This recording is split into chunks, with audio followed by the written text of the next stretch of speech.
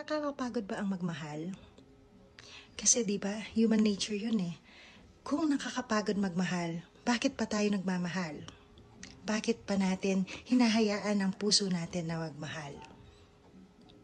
Kung masakit, mahirap, at nakakapagod magmahal, bakit sinasabi ng tao na masarap ang magmahal?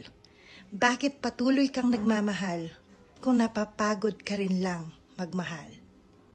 Alam niyo, sa tingin ko, hindi ang pagmamahal ang nakakapagod. Ang nakakapagod ay ang paulit-ulit na tayong sinasaktan. Paulit-ulit tayong sinasaktan ng minamahal natin. Paulit-ulit na pinapaasa.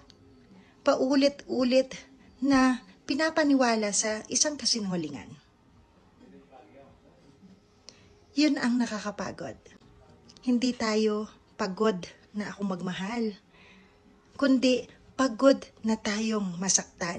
Ayaw ko nang magmahal dahil ayaw ko nang masaktan. Kaya nga yung mga ibang tao, kusang lumalayo dahil pagod na sila. Sa araw-araw na lang, nasasaktan sila dahil nagmamahal sila. Yung mga iba nakikipag-cool off, nakikipag-break. Dahil ba napagod silang magmahal? Hindi.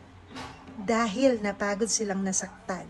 Minsan, di ba, hindi natin kikibuin ang ating mga magulang kasi galit tayo eh. Pero hindi ibig sabihin nun, hindi natin mahal. Kundi, napagod lang siguro tayo na pagsabihan ng paulit-ulit. Napagod tayo na ginagawa naman natin lahat pero laging may kulang. Puro na lang nagrereklamo at hindi makita ang halaga natin. Nararamdaman natin na wala tayong halaga sa kanya. Paulit-ulit na lang na sinasaktan tayo. Pag minsan, hindi magkikibuan ang mag-asawa. Kasi paulit-ulit na lang na sinasaktan. Magpapasorry, then gagawin ulit. Sana, tunay na nating mahalin ang mga taong tunay na nagmamahal sa atin. Huwag sana tayong kapagod-pagod na mahalin. Huwag sanang mapagod ang mga taong nagmamahal sa atin na mahalin tayo dahil kasuklam-suklam na tayo, dahil nakakasawa na tayo. Encourage sana natin ang mga sarili natin sa Panginoon kasi siya lang ang tunay na nakakakita ng ating mga worth.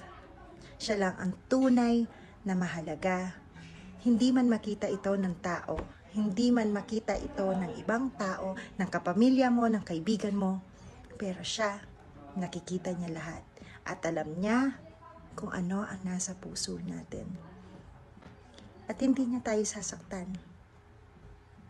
Sana lang, huwag na nating saktan ang mga tunay na nagmamahal sa atin.